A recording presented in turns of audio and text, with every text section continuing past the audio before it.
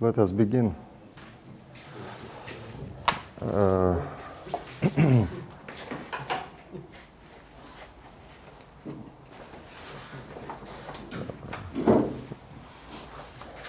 Let me recall that last time we discussed quantization of quadratic R-matrix structure, and main relations were exchange relations and quantum-Yang-Baxter equation. Let me write it again.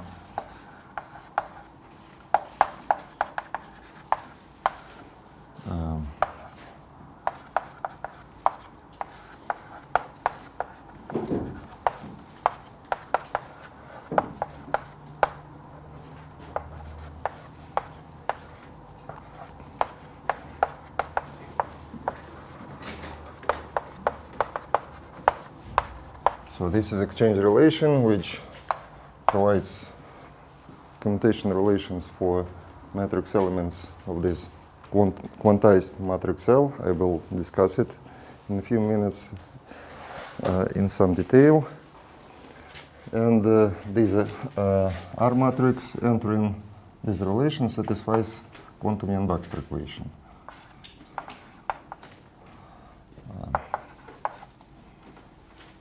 Let me write it like this.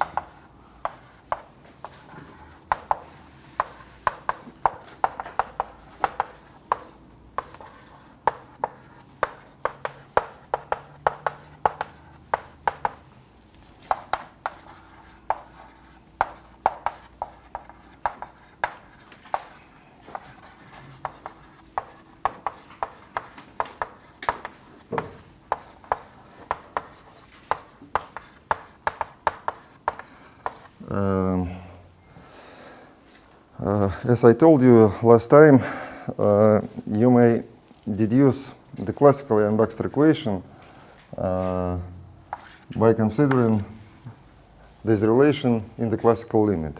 So if you take R matrix to be, if you consider expansion for small Planck constant, then we assume that the quantum R matrix begins from identity operator, and then the first non-trivial term is exactly the classical R matrix.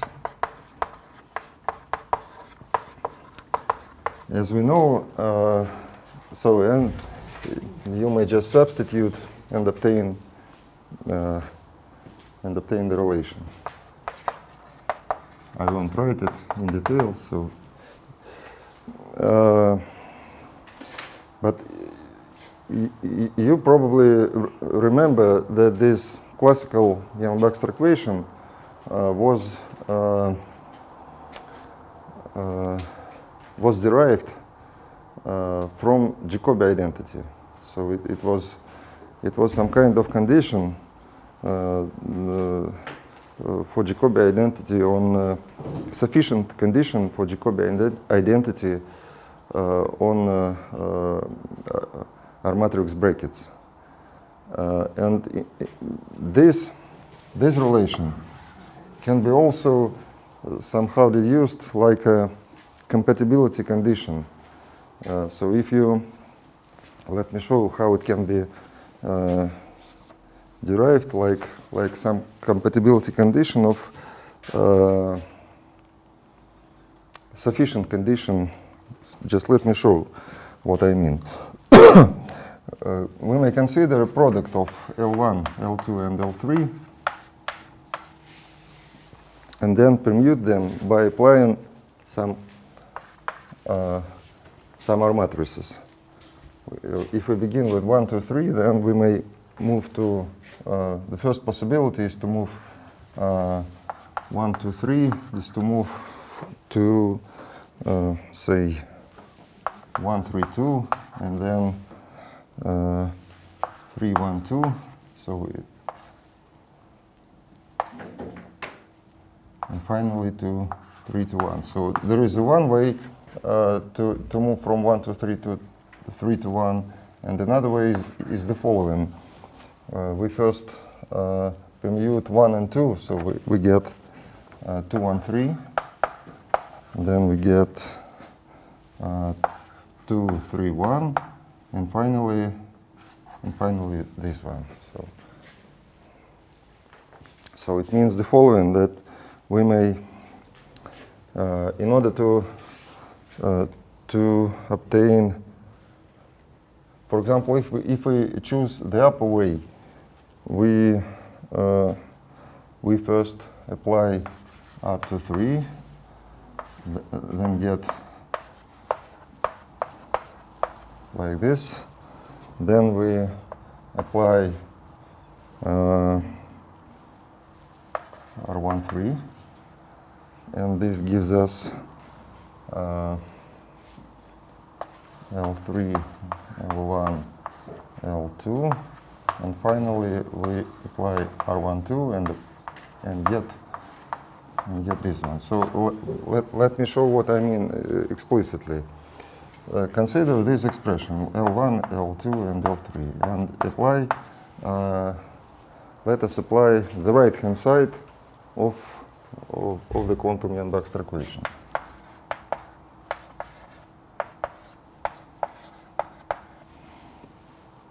So, and we will assume that this R matrix is non-dynamical, so that it doesn't contain any operators.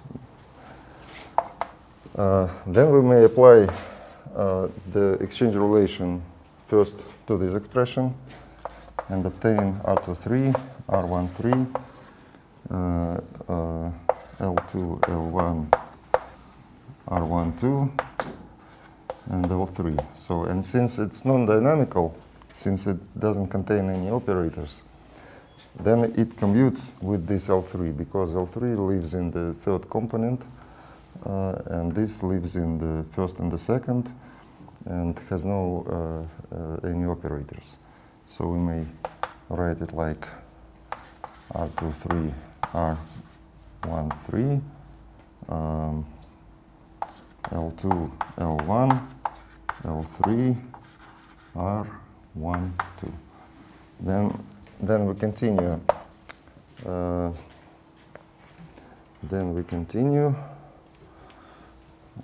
What should we do next? R13.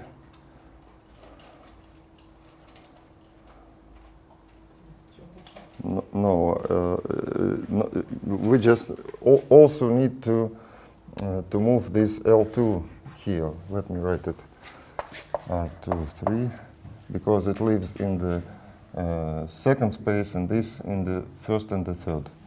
So we may write it like L2, R13, L1, L3, and R12. So now we have this expression, and we may use again the exchange relations, and we use it. So it's here we made the first step. We made the first step, which is this one. We applied.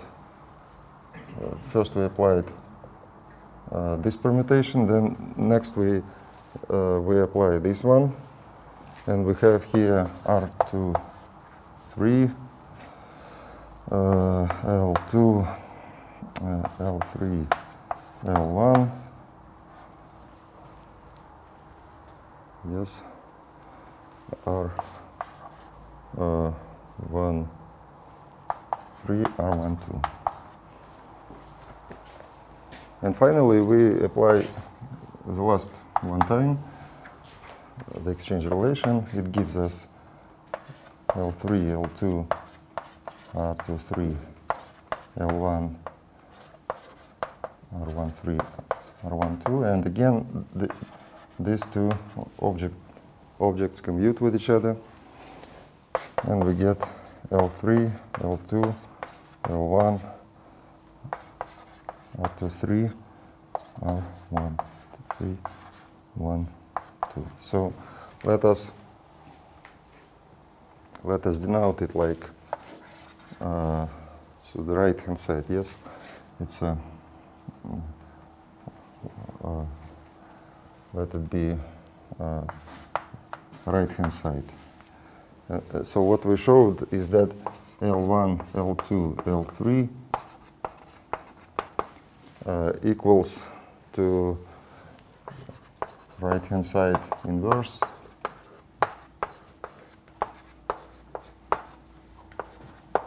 by right-hand side.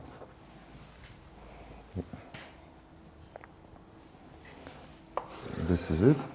And if you do now the same thing, so you just again consider L1, L2, and L3 and apply the left-hand side to it. So you just put here R23, R13, R12. Then you choose this way of permutation, and you will obtain just the same thing. I won't write it. I just write down the answer, so that this again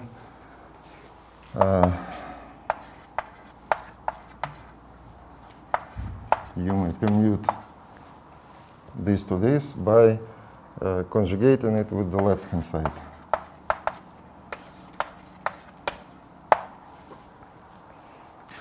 And so these two equations must be compatible, and a sufficient condition for this compatibility is that the left-hand side is equal to right-hand side. It is not necessary from this derivation, but it is sufficient.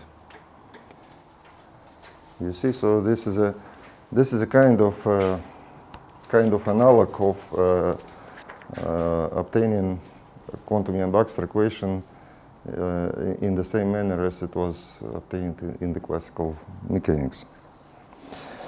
Okay, now so we fix these most important relations.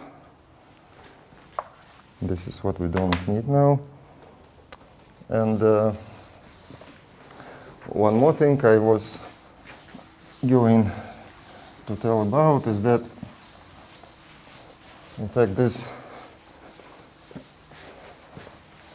so in our case, we considered very simple R matrix, which was just the Young's rational R matrix, which has two terms, the one proportional to identity and another to permutation operator. But there are, of course, much more complicated R matrices.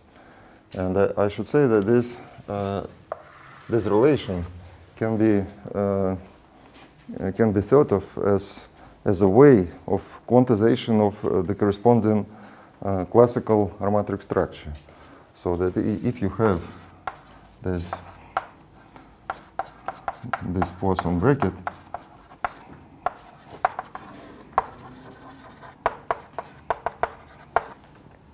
so then it means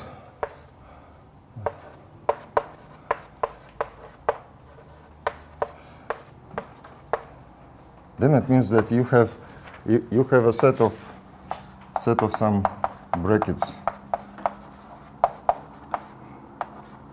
for matrix elements, and then if you write down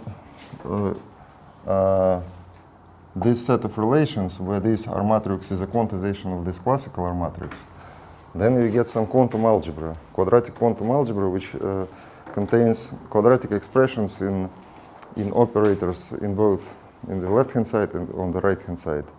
And this is a quantum algebra which you should understand, which you should consider as a vector space of free algebra by these relations. And let me show you an example. An example will be the Poisson structure example. Example is a Poisson structure on the group GL2. Poisson brackets on on not GL but SL2. On SL2 Lie group. So what is what is SL2 Lie group? It's a matrix ABCD with a constraint that the determinant is equal to 1. So AD minus BC is equal to 1. Yes? And now, and it is known, but it's just some separate topic, but let me just say you an answer, that the Poisson brackets on this Lie group can be written in R matrix form.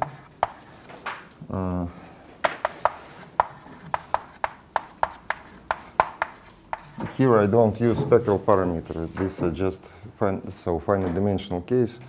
I mean, no dependence on spectral parameter. This T is just exactly this T. And so, and our matrix here, and let it be just 2 by 2 case. So our matrix is a 4 by 4 matrix. And let us write it explicitly. It is just like 0, 0, 0, 1, minus 1, and all other zeros. So that it means that we have just E1 to E2 1 minus vice versa. This is a very simple R matrix in this case. And so if you just substitute here, so what you have, this expression is just T times T.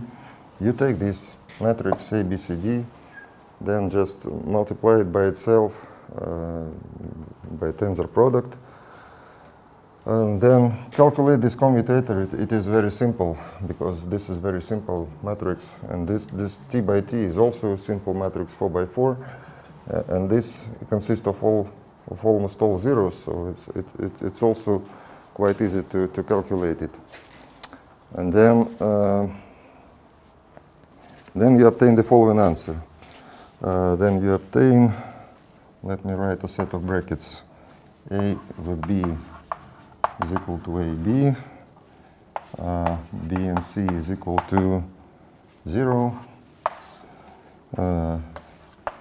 B and D is equal to B, D, then AC is equal to AC,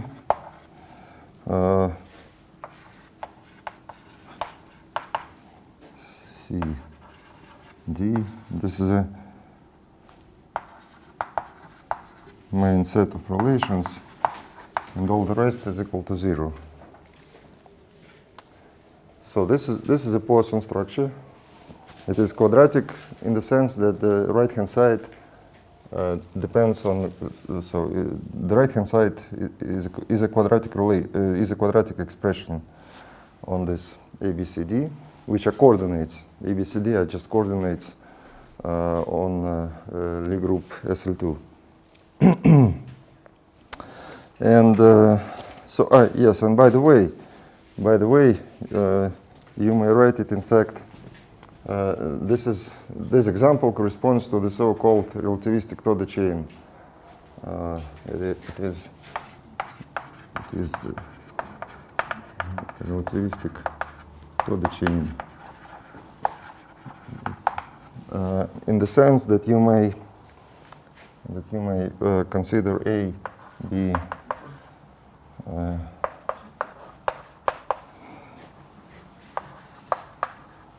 you may parameterize this ABCD in two variables, P and Q, where P and Q are just canonical variables. A is equal to this one, B is equal to exponent of Q, and C is the same, and D is like this.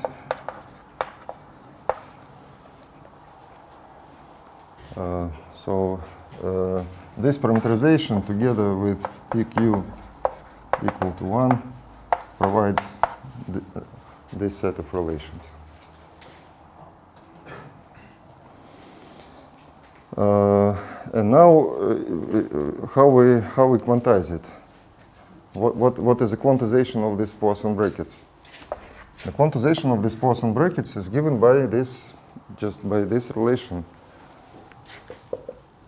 You just know, the only thing you need to know is how to write the quantum analog of this R matrix.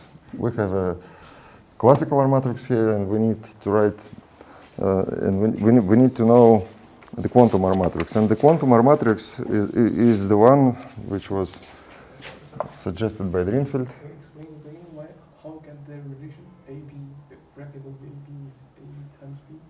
Sorry? Into that relation. These relations? How Just substitute here. You see this is T1 and what is T1, T2. You just multiply, this is just tensor product of the matrix by itself. So it is just, you just should, what you should write. You should put this A multiplied by this matrix here, A squared, AB, AC, AD, and here you multiply B by this whole matrix, B squared, BC, BD, and so on. So you just you just write it explicitly. Then you take this R matrix and compute this commutator. Yeah. And from the left-hand side, what you have here the sum over ijkl from 1 to 2, because this is a size of the matrix. Tijtkl multiplied by eij ekl. For example, T11 and T12 will appear as a coefficient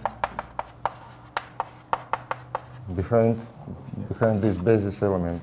And then you look just and compare both sides and obtain this list of relations, brackets. Now, the quantum R matrix corresponding to this classical R matrix is the Drinfeld's R matrix, and it is as follows.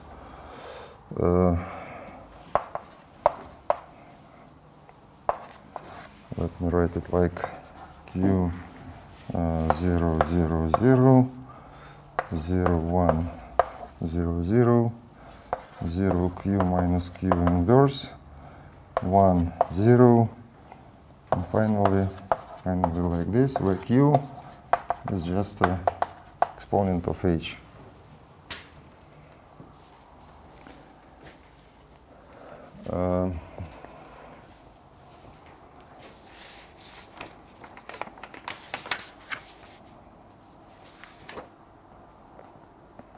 Yes. So then you again just substitute here. You just then what is quantum T matrix? This is just a matrix of operators, some A, B, C, D, which are quantization of this ABCD. And then you should just use this relation. These are matrix. And write down these exchange relations. Then you'll find. Let me give you an answer. Yeah, the answer is the following. You will have BC are commuting operators. AB commute with Q, with this factor Q, and very similar for other pairs. A and Q, A and C is CA with Q. B, D is Q, D, B, and finally, not finally, but CD is Q, D, C, And now finally AD minus DA is equal to Q minus Q inverse BC. So this is a set of relations which defines your quantum algebra.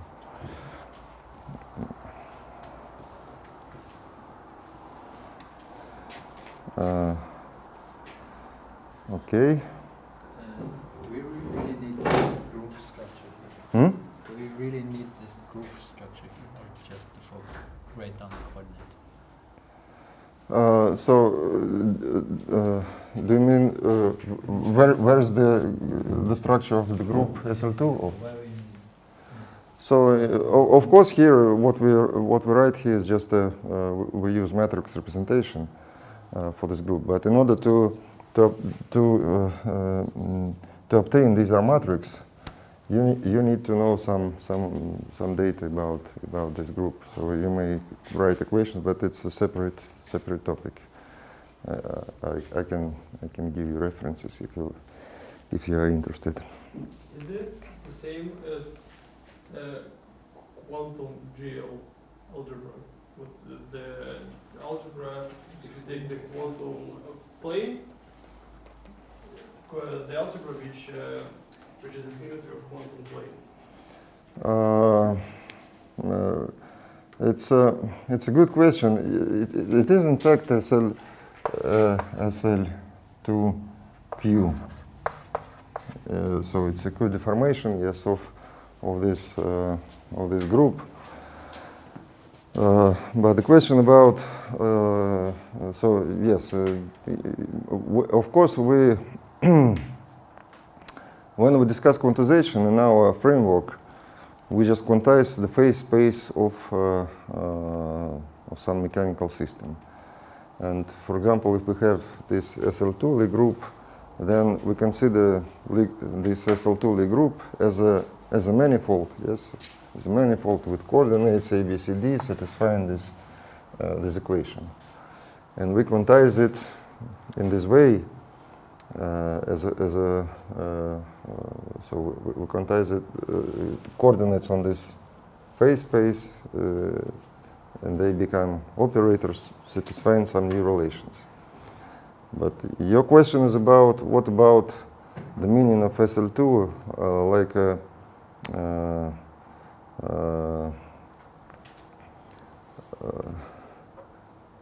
of SL2, like a group which transforms two-dimensional vector, yes, which acts on some two-dimensional vector and just kind of linear map between vector spaces. Yes, this is also can be considered as definition of SL2. Then the quantum analog should act on something which should be some quantum space. Yes. But it's not so easy to see it, I should say. But it's a good question, I should say. Okay, now so we have this set of relations, and in fact, again, we may consider them as a quantization of the quantum version of relativistic Toda chain. We may put it like A is equal to this 1 plus exponent of 2Q plus EH multiplied by exponent of momenta. This B and C are exponents of Q, and D is exponent of minus momenta multiplied by square root of this, just the same thing. Then, if you use relations in Heisenberg group,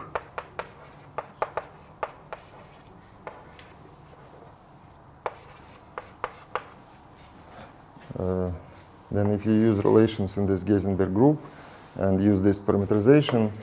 From these definitions, you may reproduce all these relations. So these relations, in fact, underlie quantization of this mechanical model. Sorry, P with hat and a Q without hat. I mean, this just yes, you may put this hat here also. I just thought about coordinate representation, but it is quite bad because I have two Q's. Yes, because this Q is an exponent of Planck constant, and this Q is canonically conjugated to momenta. Yes, so bad notations, I should say, but I hope you understand the difference.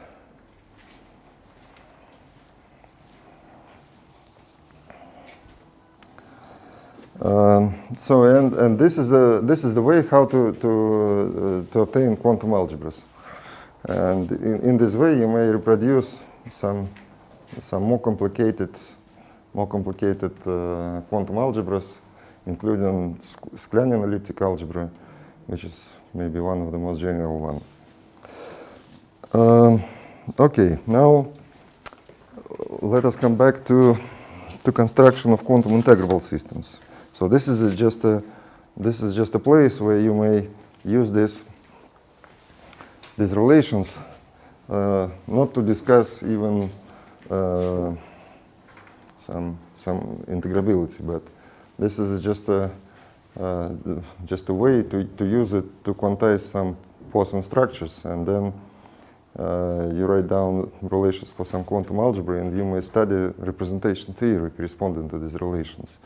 So it's just a link to representation theory here.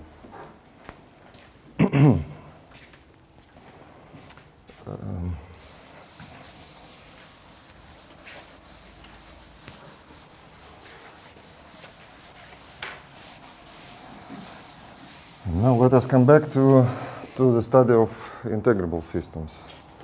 From the point of view of integrable systems, we need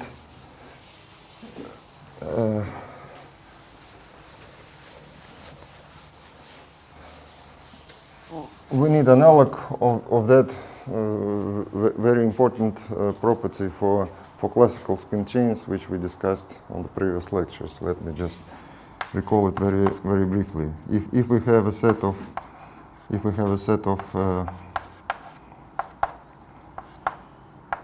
relations, quadratic Poisson brackets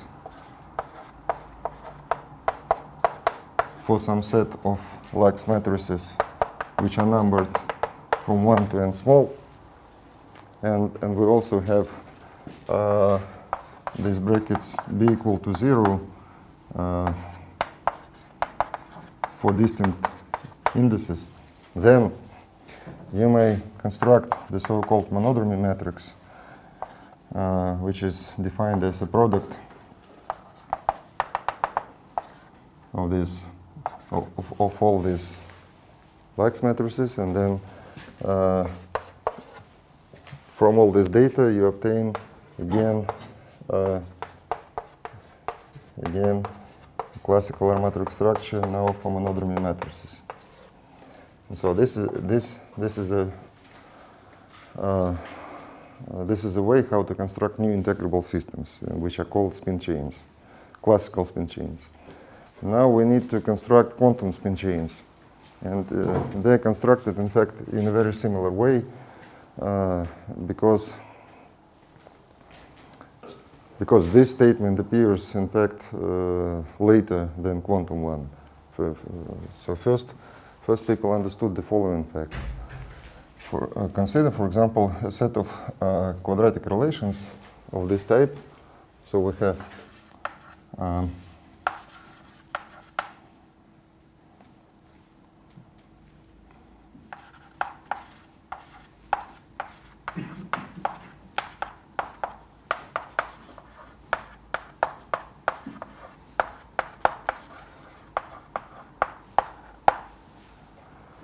a set of these relations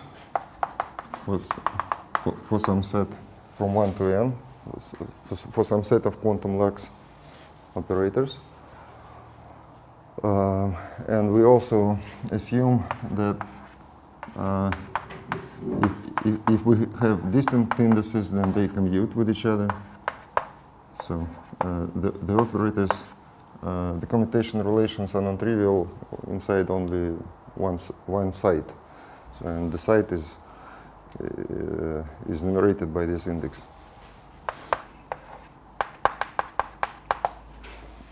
So if we have this, then we may consider the quantum monodromy matrix. Quantum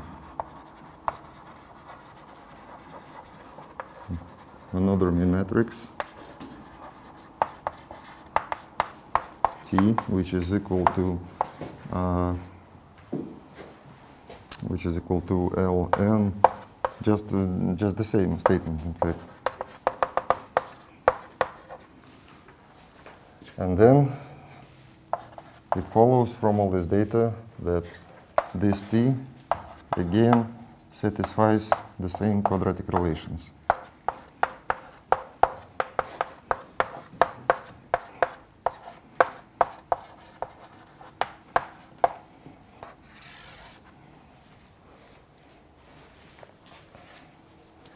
So why it is important? Why it is important? Because what was important here? It was important for us by the following reason. We have again the same quadratic matrix structure, and it means that traces of powers of this new matrix, of this T matrix, commute with each other with respect to these Poisson brackets. And this provides us integrability in Liouville sense. And now, where is integrability here? Integrability here is just, in fact, already written. If we also put here some spectral parameters,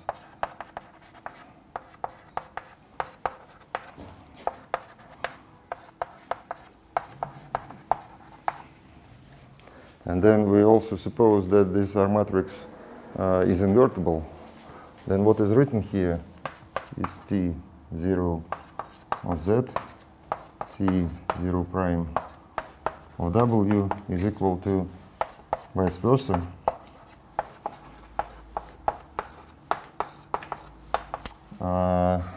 conjugated by R matrix, yes?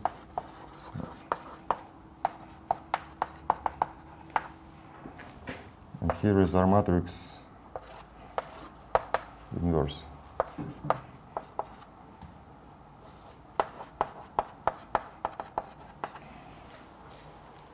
So now you just take trace of both sides over both components. Let me write it here. If we take trace over both components, then on the left-hand side we have trace of T0 and trace over 0 by trace of T of W over 0 in the 0 prime over 0 prime. And now, if this R matrix is just C-valued, I mean, its matrix elements are just numbers, not operators, then you may permute it under trace.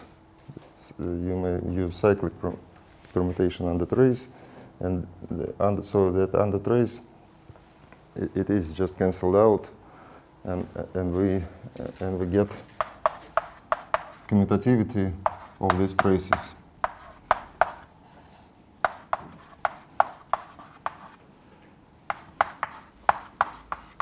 The trace of monodromy matrix is in fact important object. The trace of monodromy matrix, let us call it T small, and it is the so-called transfer matrix. Transfer matrix is also quantum transfer matrix, because you may also just calculate trace of this product here, and this is called classical transfer matrix. This is quantum. And originally, this construction was first obtained at quantum level, and all what is written here in the classical case is just a quasi-classical limit of this quantum construction. And so what is written here is that this T of Z, T of W commutes, and this T of Z is a generating function of quantum integrals of motion. Yes, so if you write it in some way, like expansion near some point, then from this relation it follows that all these coefficients commute with each other. And this is what we need for quantum integrability. Because if we have a set of commuting operators, of commuting Hamiltonians, then we may define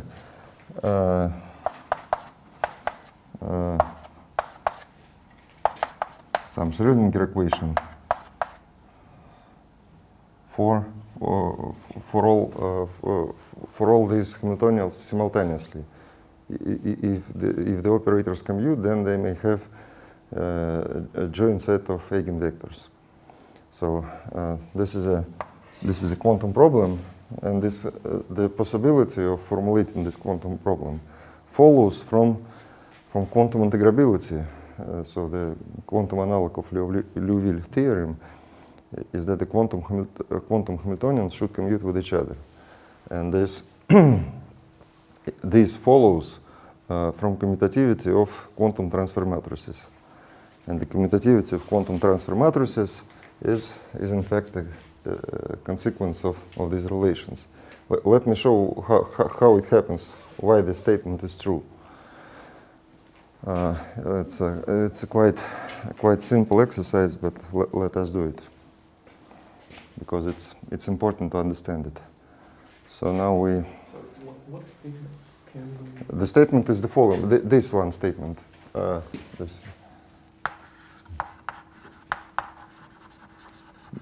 fact, this is the main statement of quantum inverse scattering method, I should say. But before beginning to solve this, at least before beginning to solve this quantum problem, these Schrödinger equations, the main result, main idea is the following. If you have a set of these relations, RLL relations, then you may define the quantum monodromy matrix, and this quantum monodromy matrix satisfy again the same R matrix relations. So the latter means that you may, similarly to what we discussed in classical case, you may take some set of quantum lax operators, multiply them, and you obtain something which provides you an integrable system, and provides in the following sense that then you compute the trace of this product, and this trace, which is called the quantum transfer matrix, commute with itself at different values of spectral parameters.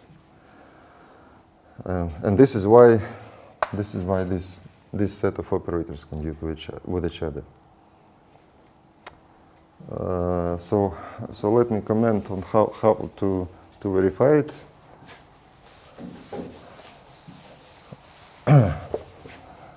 Let us. So the classical statement we verified it for two sides, and let us also do this exercise for two sides again in quantum case.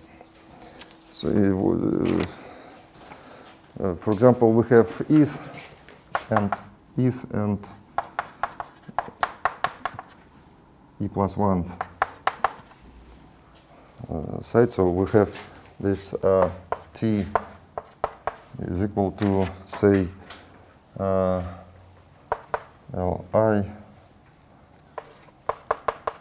L I plus 1.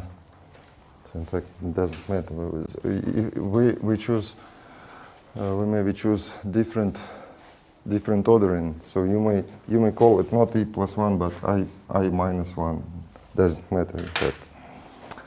So, so if you have product, the meaning is that we have product of two lax matrices which satisfy quadratic matrix structure. So, and let us compute the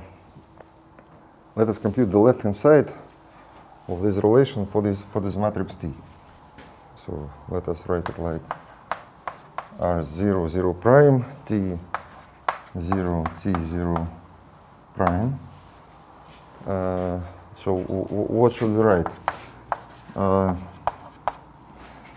It is, we just write it as it is. I plus 1. And this, for this, we should put Li, Li 0 prime, Li plus 1 0 prime.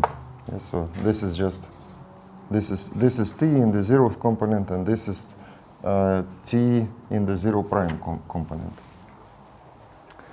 Now we want to use this relation, yes. So we have this set of relations and this set of relations. So the first and the second. And what we are going to use now is the second. We may permute to these terms because they live in different tensor components and they act on different components. This is why they commute with each other. So,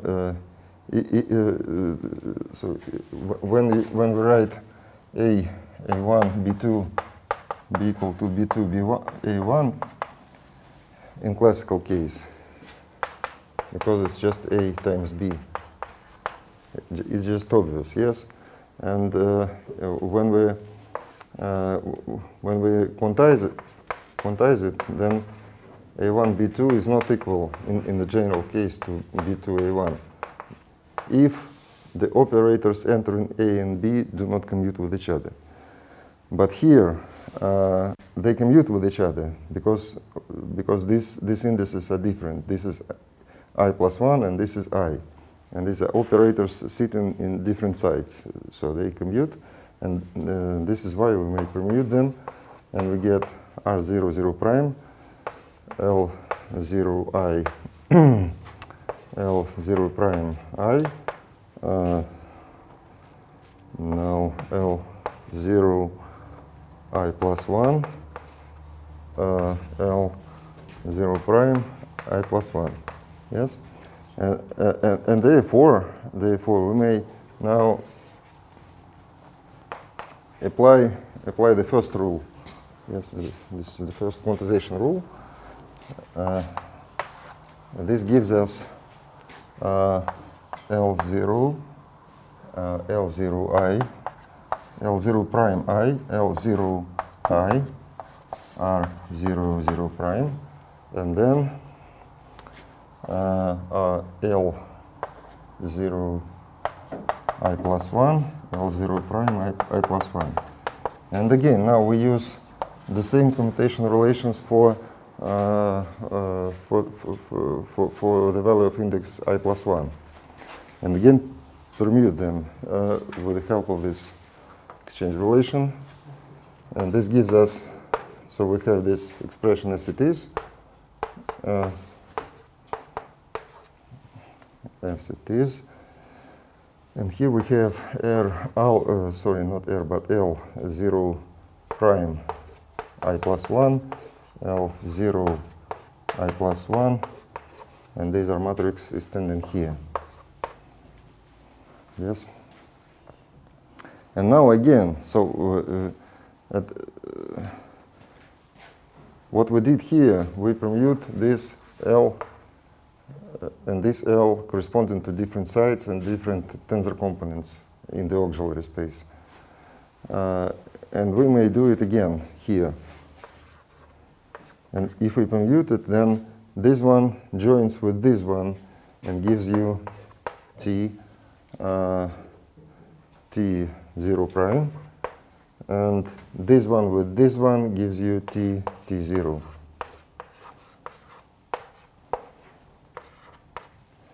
And this is a result we were going to prove. It was demonstrated now for two sites, but in fact, if you do it for arbitrary number of sites, then the proof is very similar. You may do it by induction, for example. Okay. Okay, we have time.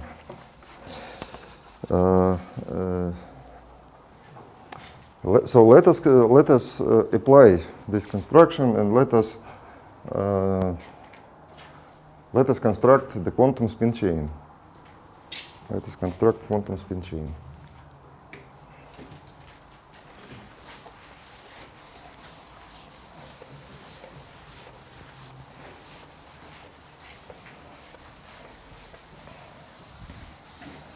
Now we are going to consider a very concrete and very simple R matrix, which is just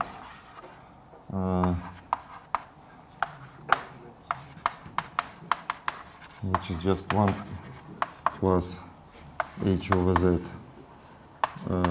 multiplied by permutation operator.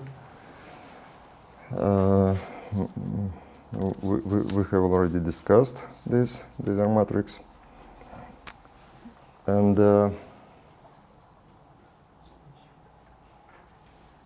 what we also discussed is that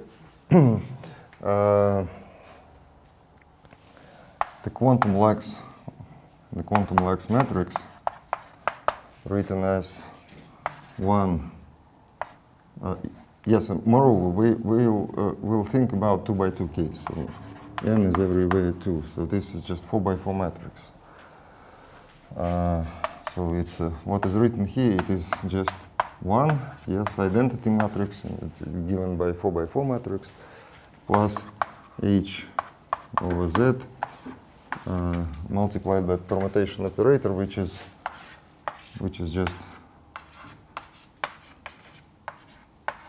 just this matrix.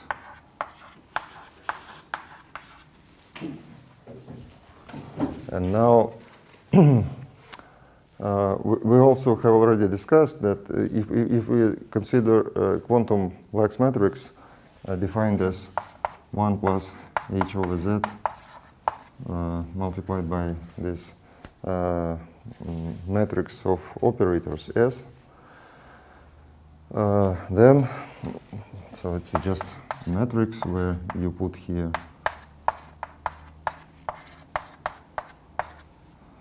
and we already discussed the quantization rule. Maybe it's even better to put here 1 and say that this S hat is equal to H EIJ, this EJI, I'm sorry. So if you put it like this, if you consider the quantization and the fundamental representation, then you obtain exactly this R matrix. So I mean, this Li of Z after this quantization turns into R matrix, which tensor components, non-trivial tensor components is the first is this auxiliary, and this is the corresponds to quantum space H of Z. The latter means that if we put this, if we write down this monodromy matrix, which we just previously discussed,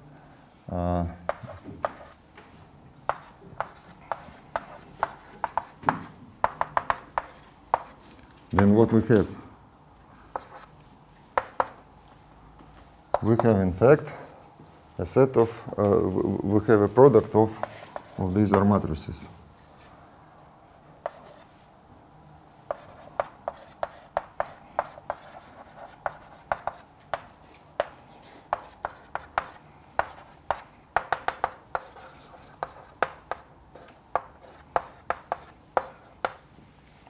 This is our monodromy matrix. And the transfer matrix. So, and this is an operator in both auxiliary space because it sits in this zeroth component, and so it's a matrix, 2 by 2 matrix, where so all these L's are 2 by 2 matrices, yes, and this is also some A, B, C, D, some also 2 by 2 matrix. And these operators depends also on the spectral parameter, yes.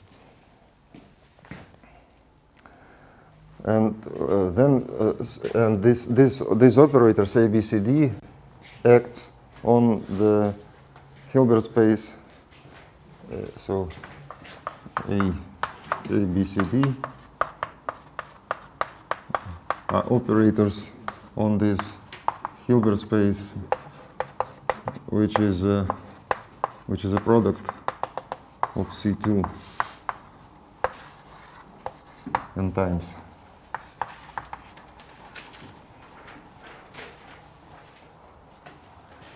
And if you compute the trace, then you obtain the so-called transfer matrix. So the trace of this monodromy matrix, what is it?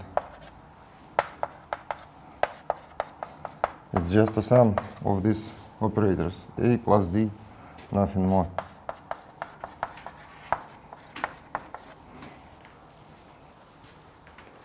But we, of course, need to compute it somehow. Yes? I'm sorry, can you again explain why you write that S hat is H times E? This is just to show that this that if you use this representation, then the quantum Lux matrix turns exactly into quantum R matrix in the fundamental representation, because what you have here, this S operator is some EAB, SAB, yes, as just a S matrix. And then if you quantize it, as I showed you, then you have a sum over AB, and then this sits in this auxiliary space. Yes, what we denote like 0. So and this acts at some eth component. So it is EBA in the eth component and multiplied by H, and then summing up over A and B, you obtain the permutation operator. This permutation operator is this one. Yes, it's true, but I mean, the R matrix is a non-dynamical matrix. Its entries are non-dynamical. That's true. And L and entries of L should be dynamical operators. And why we are happy? Because we take non-dynamical constants, then we have like non-dynamical integrals of motions. So T is non-dynamical matrix just by definition. Yes, because I can answer yes, because you're of course right, and so when we just consider this expression is much more general than this one, because here we just substitute some concrete and very simple representation, the fundamental representation. But so now we are preparing for the attempt to solve this, to formulate the concrete model and solve it by some method like beta ansatz. And for this purpose, we need to fix representation, and we just choose the most simple one. So from this point of view, you may look at this operator as it is indeed just a multidimensional matrix, but multidimensional but finite dimensional. So it is what we have here. We have n small quantum components, and each component is a C2. So it's a to n by 2n matrix. And our purpose is to find its spectrum, to diagonalize it. We're going to diagonalize this matrix, but so you may ask why we are doing so strange, why we are solving this problem in such a strange way. You just put some matrix into computer and obtain its eigenvalues. But in fact, if this n is equal to, say, million or billion, then you cannot use computer to diagonalize such matrix. And the method I'm showing works, of course, for large numbers of n. What kind of representation we are choosing? This for representation? Do we have some requirement about the representation of this? Representation. What I told about representation is the following. We have these operators. These operators, in fact, operators in the algebra JL2. And they satisfy known commutation relations. You may realize this, you may represent these operators in different ways. You may represent it by matrices of different sides, or may you represent it by differential operators, which commute according to JL2 Lie algebra. Yes, and we choose the most simple representation, the fundamental representation. When this, for example, S12 acts as E21 in the two-dimensional space. So finally, your answer doesn't depend on the choice of the representation? It depends on the choice of representation. So we now choose representation in this way. We choose representation. We fixed it as a fundamental representation. And what we are going to discuss, at least today and next time, we will work with this representation.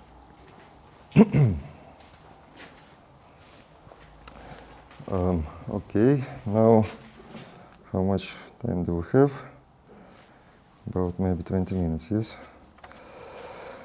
So let us write some let us introduce some notations, and maybe we'll continue next time. I just put some notations.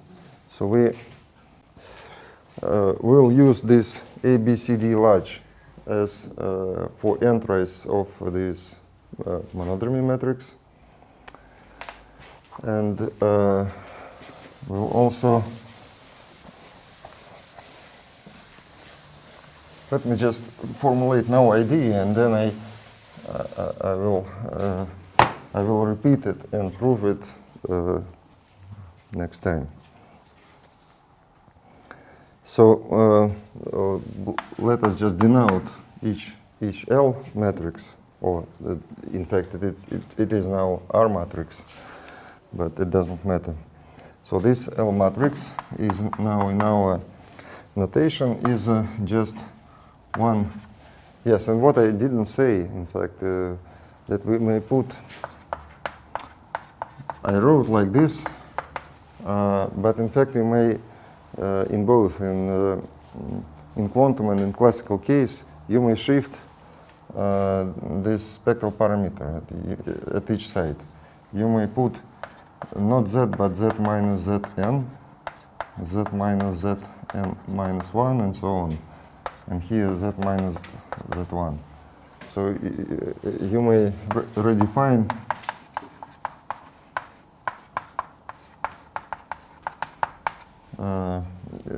all the statements works as well for this quantum lax matrices with these shifts of spectral parameters, and they are called inhomogeneous parameters. This z is inhomogeneous parameters.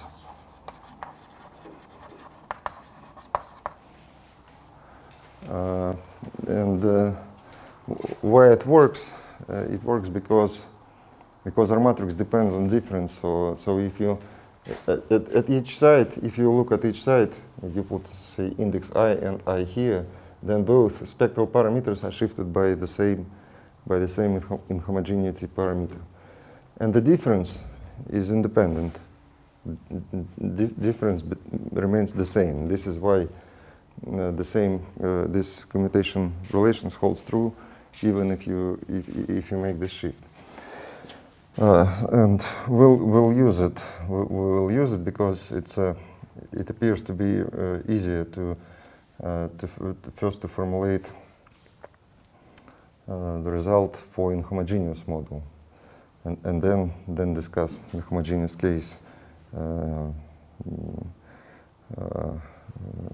as some particular case.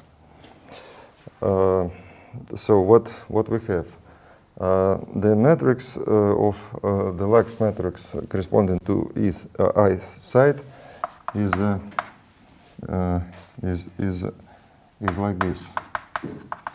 We have E11 in the ith component, acting in the ith component here. This is here we have E21, not 2-1, but at 2-1 we have E12. Acting in the ith component. Here we have E21, and here we have 1 plus h over z minus zi E22. So this is a explicit formula for this operator, and we'll denote it. Just all these expressions standing here will be just alpha, beta, what would be of z, beta, gamma, delta.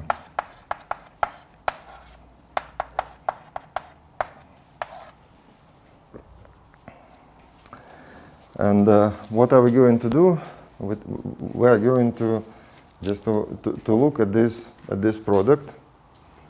And we'll see. Yes. So what are we going to solve first of all? Yes, we should just formulate what are we solving. So we have we're going to solve the following equation. We have this transfer matrix, yes, which is a trace of this T matrix, so it's I wrote it here. This is T of Z. This is a transfer matrix, trace of monodromy matrix, and what we are going to do is to solve some Schrödinger equation for this operator, and we want to find spectrum, and let us call it somehow T of Z.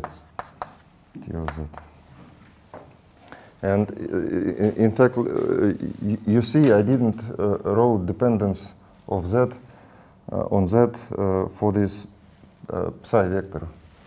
It happens because this T of Z commutes with T of W. And so this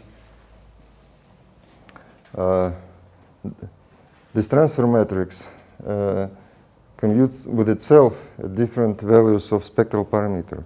So this transfer matrix is taken at different values of spectral parameter, has joint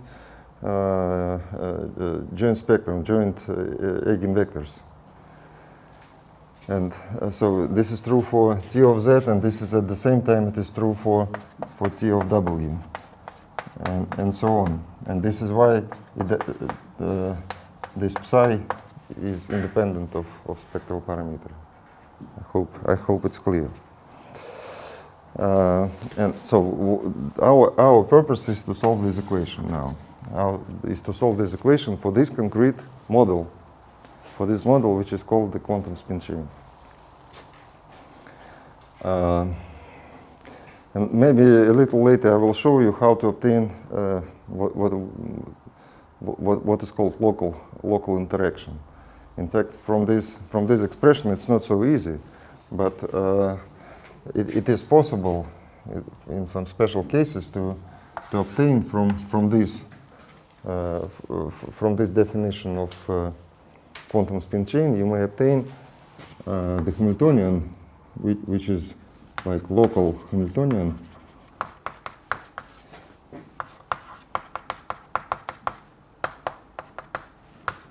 of which describes local interaction. This permutation operator is in fact a spin exchange operator. And usually, if you look at physical literature and what is a quantum spin chain, the quantum spin chain is rather this Hamiltonian than this one.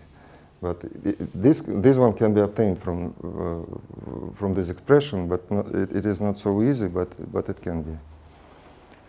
And because here, as in the classical case, what is written here, it describes a lot of different interactions, including interactions between all possible different sites. And this one is a local interaction, which describes interaction only between neighbor sites, and this is important from physical viewpoint, because then this interaction is local. And this is just quantum Giesenberg chain. And what are we looking for at the moment? We're just looking at this general formulation, which is not a local model, but I just say that the local model can be included into this consideration as well. So now we have this formulation of a problem. We have this transfer matrix, and we have this Gilbert space. So this psi should belong to this Gilbert space. Now we should define a vacuum vector. Let us call it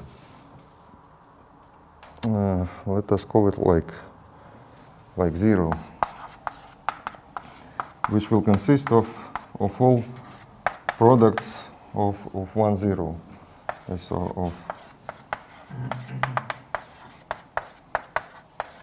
let us call this vector B vacuum. And now we know how to, all these operators, which are sitting here, how they act on this vacuum vector.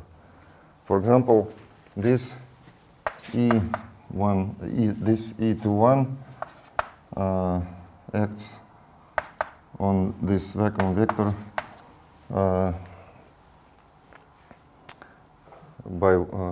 so it's E21, so it's a matrix.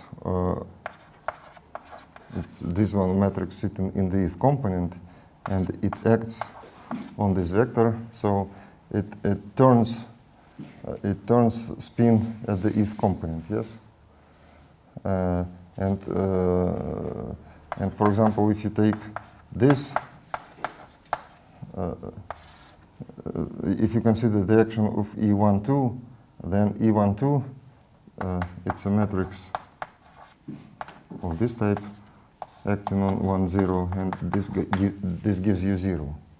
So we have a set of, I will write explicitly and accurately next time, the action of all these operators, and then we will formulate some important result of the following type, that this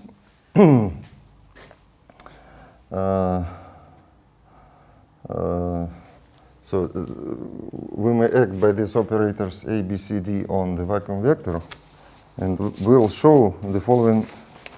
We'll prove the following statement next time, that this vacuum vector is eigenvector for the operators A and D with some coefficient, with some eigenvalue. We'll discuss next time. C, this operator standing here, is like an annihilation operator. And this operator B is like a creation operator. It provides you, by acting on the vacuum vector, it provides you a linear combination of all possible vectors with one spin up. So, for example, or one spin down. So if you have all spins up in the vacuum vector, then this B gives you a linear combination of states where one of spins is down. So this B will be like a creation operator. C is like an annihilation operator, and A and D are the operators for which these vacuum vectors are eigenvectors. And we will use this to formulate how to find solution of this problem. And this is what we discuss next time. And this is all for today.